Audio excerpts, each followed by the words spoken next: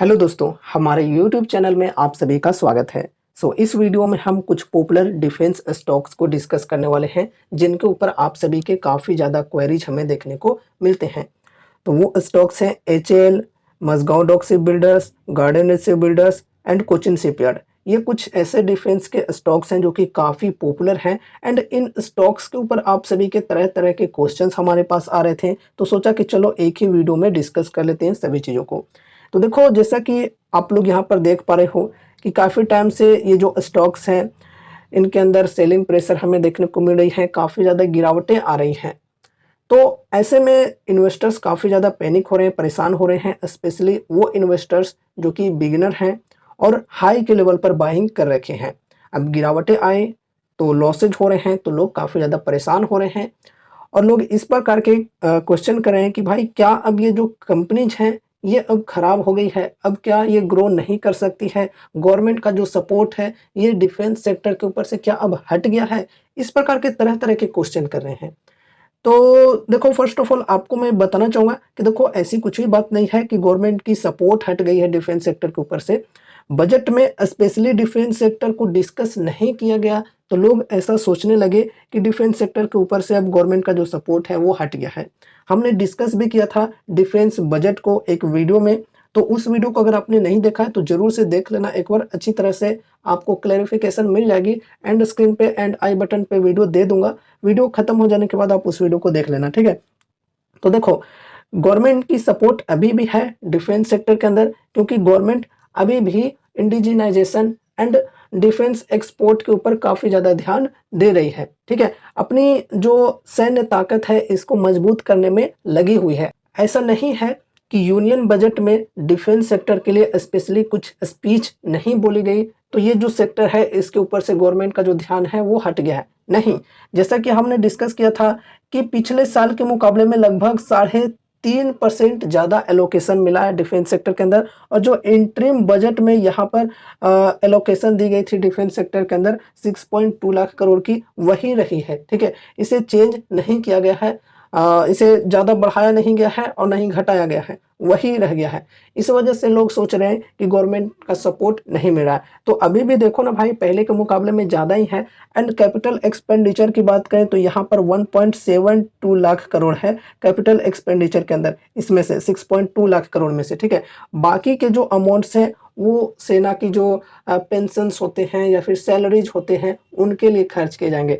तो देखो, 1,72,000 करोड़ जो अमाउंट है ये यूज किए जाएंगे एक साल में कैपिटल एक्सपेंडिचर के अंदर, जिनके अंदर मतलब डिफेंस सेक्टर में 3 सेक्टर अलग से हो गए।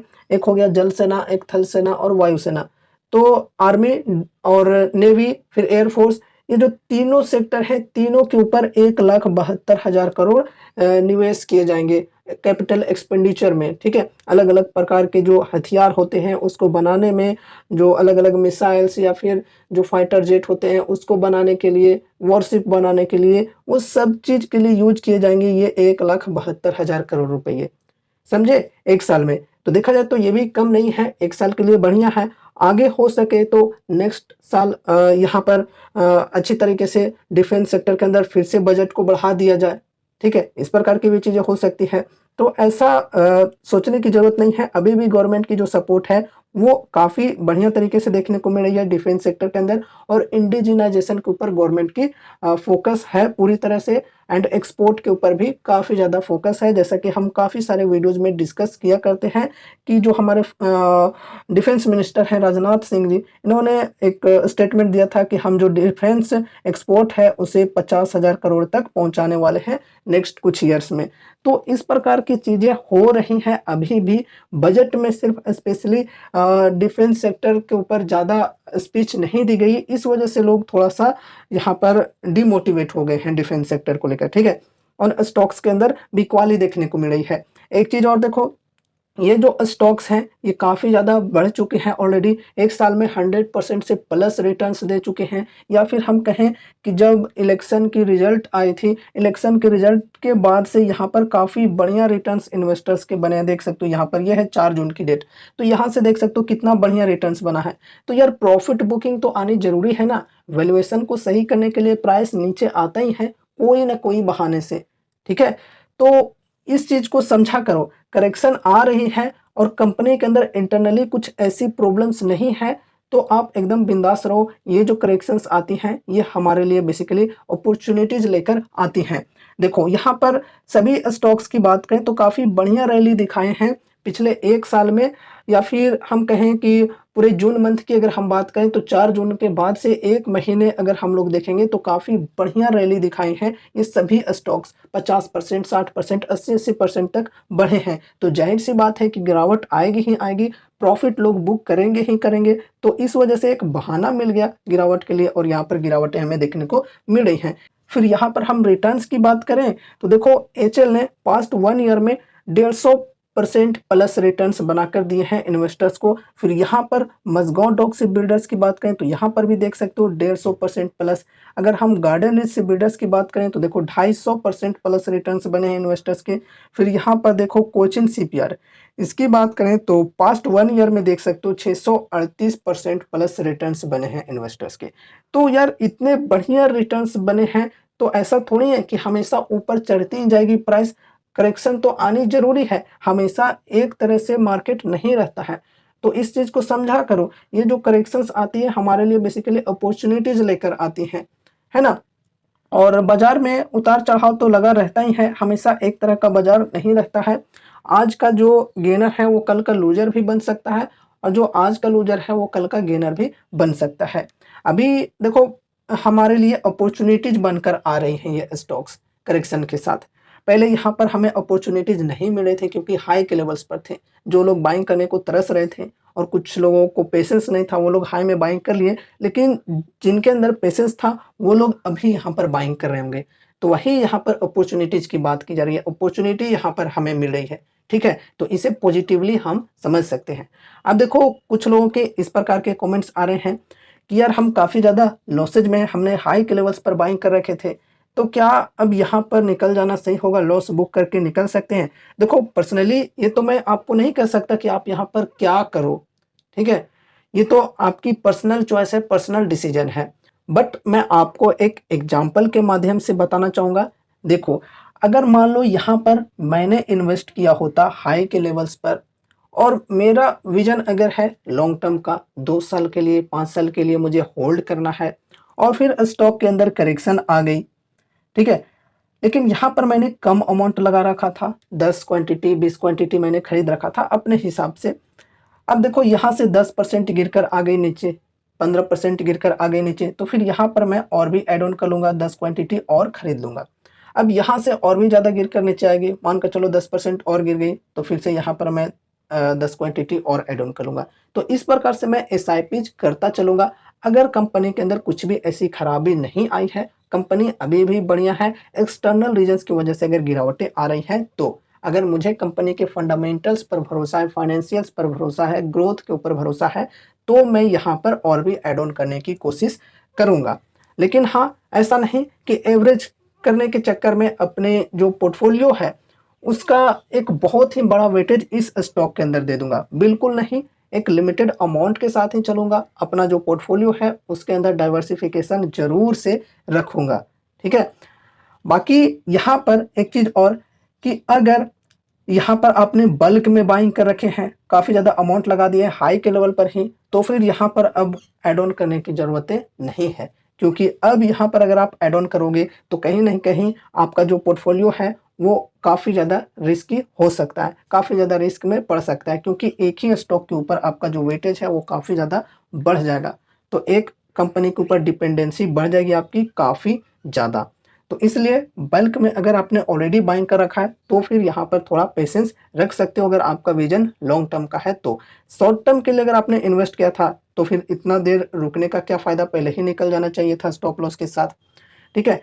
एंड उसके बाद देखो, कुछ चीज़ें ऐसे भी होती हैं कि कभी-कभी लोगों का विश्वास एकदम टूट जाता है जब गिरावटें आती हैं स्टॉक के ऊपर से तो।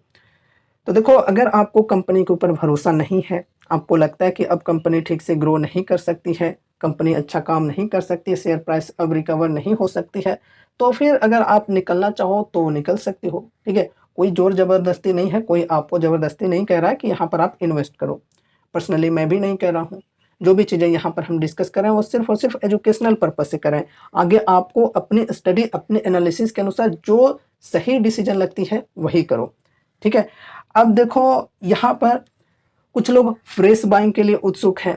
क्या यहाँ पर फ्रेश बाइंग करना ठीक होगा? तो भाई अपने स्टडी, अपनी एनालिसिस के अनुसार देखो कि क्या आपको ये कंपनी ठीक लग रही है। पर्सनली मुझे तो ठीक लग रही है, क्योंकि ये जो कंपनीज हैं ये फंडामेंटली स्ट्रॉन्ग है। प्रॉफिट ग्रोथ, सेल्स ग्रोथ की बात करें, सब कुछ बढ़िया है। ये जो चारों कंपनीज हैं सभी फंडामेंटली स्ट्रॉन्ग है। प्रॉफिट ग्रोथ, सेल्स ग्रोथ की बात करें तो सब कुछ बढ़िया है। तो यहाँ पर मुझे अगर इन्वेस्ट करना होगा, फ्रेश बाइंग करना होगा, तो चलो मैं करने को तैयार हूँ। लेकिन आपको अगर कंपनी के ऊपर भरोसा है, बढ़िया लग रहा है, तो ही फ्रेश बाइंग की सोचना, ठीक है। अब फ्रेश बाइंग के लिए अपॉर्चुनिटीज को डिस्कस कर लेते हैं इन चारों स्टॉक्स के ऊपर। फ्रेश बाइंग के लिए अगर यहाँ पर हम एचएल के अंदर देखें तो हमने कई बार डिस्कस भी किया है। यहाँ पर जब 15%, 17% की डिस्काउंट मिल रही थी तब हमने डिस्कस किया था। चलो अगले चार्ट के ऊपर बढ़ते हैं। यहाँ पर देखो डिस्काउंट वाली भी लगी हुई है चार्ट के अंदर। देखो ये है एचएल, इसके अंदर फिलहाल डिस्काउंट की बात करें तो 13.7% की डिस्काउंट मिल रही है 52 वीक हाई के लेवल से। कुछ टाइम पहले हमने डिस्कस किया था जब 15 से 17% की डिस्काउंट मिल रही थी स्टॉक के अंदर। फिर हमने डिस्कस किया था जब स्टॉक के अंदर 20 से 22% की डिस्काउंट मिल रही थी। अगर उस समय आपने इन्वेस्ट किया होगा तो चलो ठीक है, अभी ओवरऑल प्रॉफिट में ही होंगे, कोई कम या कोई ज़्यादा, लेकिन ओवरऑल प्रॉफिट में होंगे। अब देखो यहाँ से गिरावटें आ जाएंगी तो फिर आप टेंशन लेने लगोगे, बिल्कुल नहीं। वो अपॉर्चुनिटीज होती हैं हमारे लिए, अगर कंपनी के अंदर इंटरनली कुछ भी खराबी नहीं आई है तो, ठीक है। तो यहाँ पर अभी डिस्काउंट की बात करें तो लगभग 14% की डिस्काउंट मिल रही है। अगर आपको ये डिस्काउंट ठीक लग रही है तो आप इन्वेस्ट कर सकते हो। बाकी जो सपोर्ट की लेवल है इसे ध्यान में रख सकते हो। इस सपोर्ट को टच करता है तो फिर यहाँ पर लगभग 15% की डिस्काउंट मिल जाएगी। ये जो ट्रेंड लाइन है इसको टच करने दो तो फिर आप यहाँ पर इन्वेस्ट कर सकते हो, अगर आपको एकदम एक्यूरेट 15% की डिस्काउंट के साथ चलना है तो। क्योंकि लार्ज कैप कंपनी है तो 15% चलो ठीक है फ्रेश बाइंग के लिए। एंड यहाँ पर देखो ये जो सपोर्ट की लेवल है 4556, 4550 मानकर चलते हैं। इस सपोर्ट तक अगर आपको मिल जाती है तो यहाँ पर 20% की डिस्काउंट मिलती है, ठीक है।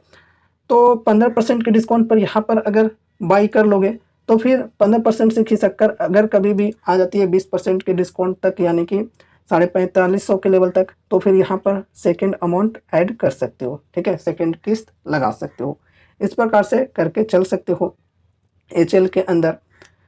एंड नेक्स्ट कंपनी की बात करें, इसके अंदर अगर किन्हीं को फ्रेश बाइंग करनी है तो क्या कर सकते हो। ये जो कंपनी ये है मजगांव डॉक से बिल्डर्स। तो इसके अंदर अभी कैसी अपॉर्चुनिटीज हैं, तो फ्रेश बाइंग के लिए डिस्काउंट के परसेंटेज की बात करें तो चलो ठीक है, अगर यहाँ पर इस सपोर्ट तक गिरकर आ जाती तो और भी अच्छी डिस्काउंट हमें मिल जाती, जो कि है 4676 की। यहाँ पर लगभग 19 से 20% की डिस्काउंट मिल जाती है। लेकिन ये चूंकि एक लार्ज कैप कंपनी है तो यहाँ पर चलो 15-17% भी ठीक है फर्स्ट इन्वेस्टमेंट करने के लिए, फ्रेश बाइंग करने के लिए, है ना।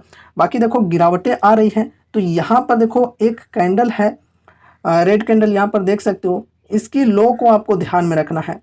नेक्स्ट टाइम जब गिरावट आएगी तो ये जो कैंडल की लो है इसके नीचे अगर गिरावट आती है तो फिर इस सपोर्ट को टच कर सकती है प्राइस, जो कि 4676 की। फिर यहाँ पर 19 से 20% की डिस्काउंट मिल जाएगी।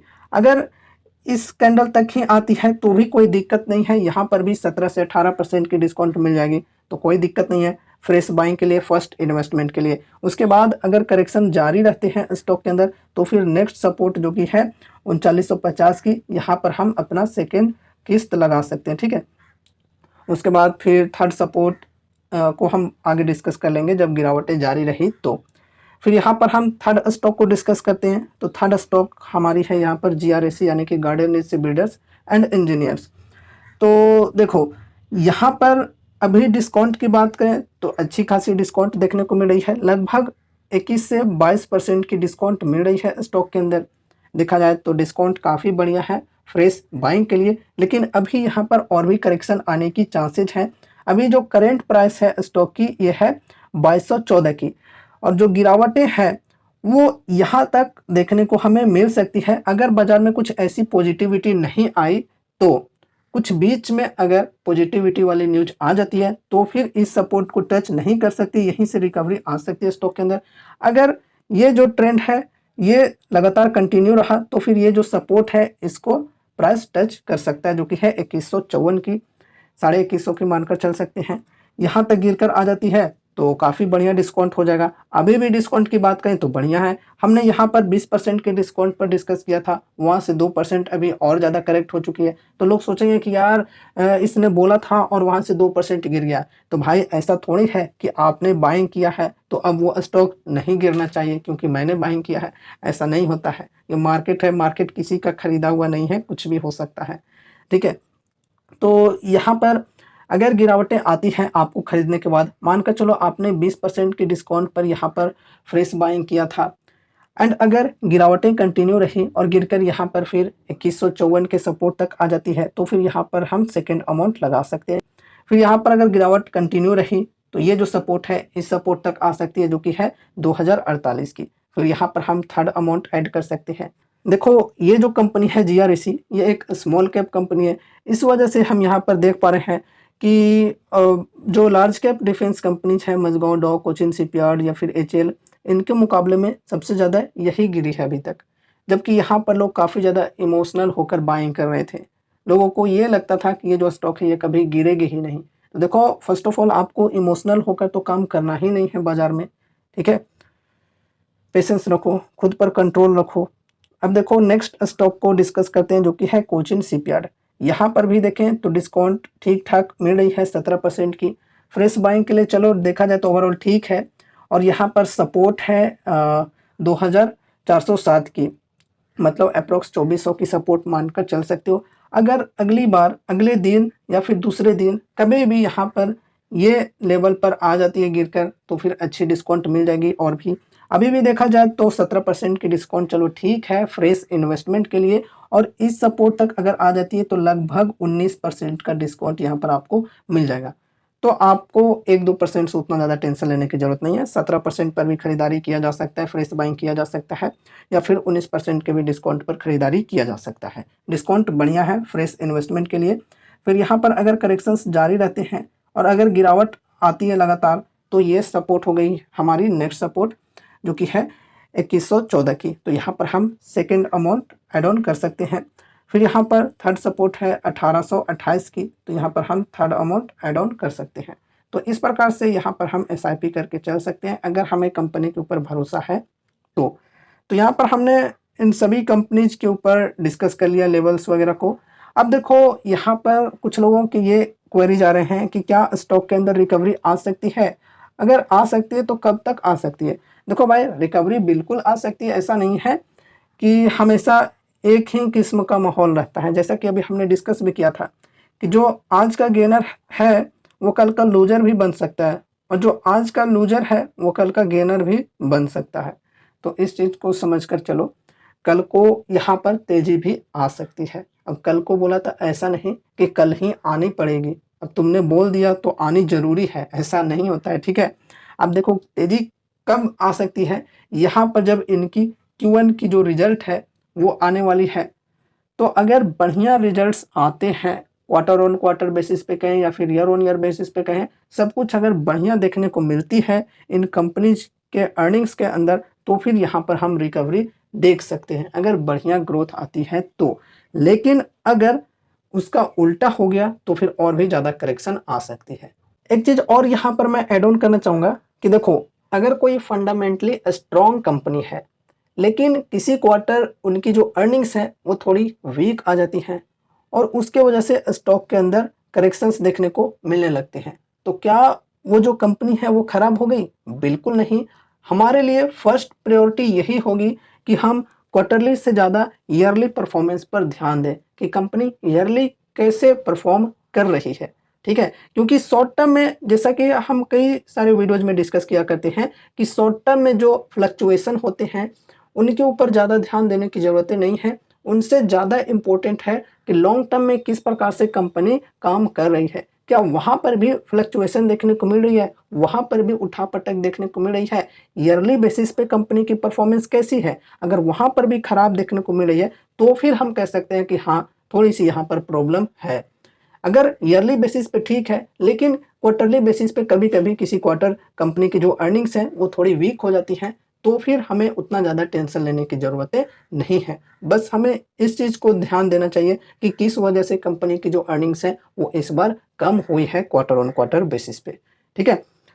सो अभी हमने काफ़ी सारी चीज़ों को डिस्कस किया है डिफेंस स्टॉक्स को लेकर। उम्मीद है कि इस वीडियो के माध्यम से आपको कुछ यूजफुल इन्फॉर्मेशंस मिले होंगे।